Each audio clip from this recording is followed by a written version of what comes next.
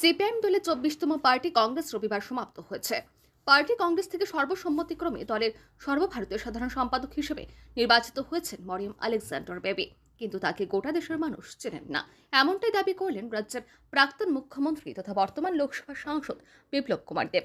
সোমবার রবীন্দ্র শতবার্ষিকী ভবনে মজদুর monitoring cell অনুমোদিত অল ত্রিপুরা আশা ফেসিলিটেটর ও আশা কর্মী অ্যাসোসিয়েশন এবং অঙ্গনবাড়ি কর্মী ও সহায়তা অ্যাসোসিয়েশনের উদ্যোগে এক দেশ এক নির্বাচন শীর্ষক একদিনের কনভেনশন হয়।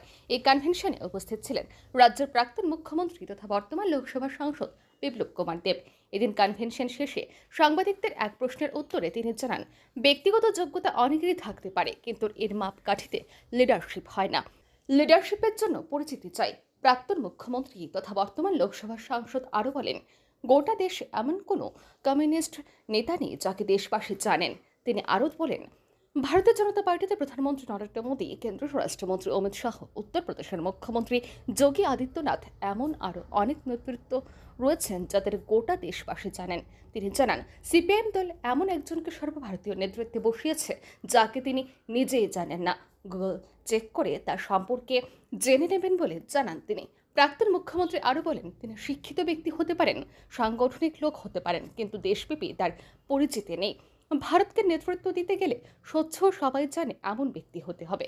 প্রাক্তন মুখ্যমন্ত্রী আরও দাবি করেন, বিজেপি দলের মধ্যে প্রচুর এই ধরনের নেতৃত্ব রয়েছেন, কিন্তু বাকি দলে এমন নেই। কংগ্রেসের কাছে একটি মাত্র পরিবার রয়েছে, কিন্তু কমিউনিস্টদের মধ্যে এখন পর্যন্ত দেশবাসী জানেন এমন কোনো নেতা নেই। क्वालिटी लीडरशिप में इनमें व्यक्ति में कितना क्वालिटी है नहीं है, मैं व्यक्ति में नहीं जाऊंगा। व्यक्ति में हो ही सकता है, कोई प्रोफेसर है, कोई डॉक्टर है, कोई पीएचडी किया हुआ है, कोई टीचर रहे हैं, तो होता ही है। किंतु लीडरशिप इसको नहीं, लीडरशिप का एक परिचिति होता है, परसेप्शन होता है। पूरे देश में कम्युनिस्ट के कोई ऐसा लीडर आज के नहीं है जिसको पूरा देश पहचानता है।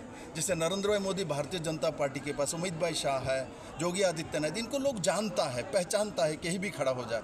किंतु अभी जिनको उन्होंने अपने पार्टी के सर्वबृहत पोस्ट में बैठाया है, केरला से है, मैं खुद भी तो उनको नहीं जानता।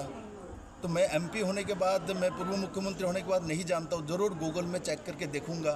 हाँ, वो क्वालिफाइड व्यक्ति हो सकता है, पार्टी के लॉयल व्यक्ति हो सकता है, संगठन का व्यक्ति हो सकता है, किंतु इनका परिचिति पूरे देश में नहीं है। मैंने उस संदर्भ में कहा है, जो भारत जैसा देश में लीडरशिप देने के लिए एक ट्रांसपेरेंट और सब लोग जानते ऐसा व्यक्तित्व होना चाहिए, जो कि भारतीय जनता पार्टी के पास बड़े मात्रा में ऐसा नेता है, बाकी सब पार्टी के पास नहीं है।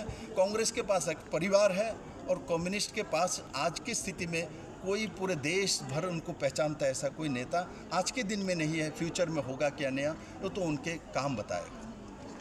প্রসঙ্গত উল্লেখ্য যে সীতারাম ইয়েচুরি এবং প্রকাশ কারাতের পর সিপিআইএম দলের তাত্ত্বিক নেতা হিসেবে পরিচিত এম.এ. বেবি, তিনি কেরালার প্রাক্তন মন্ত্রীও ছিলেন। ব্যুরো রিপোর্ট, আর ই নিউজ।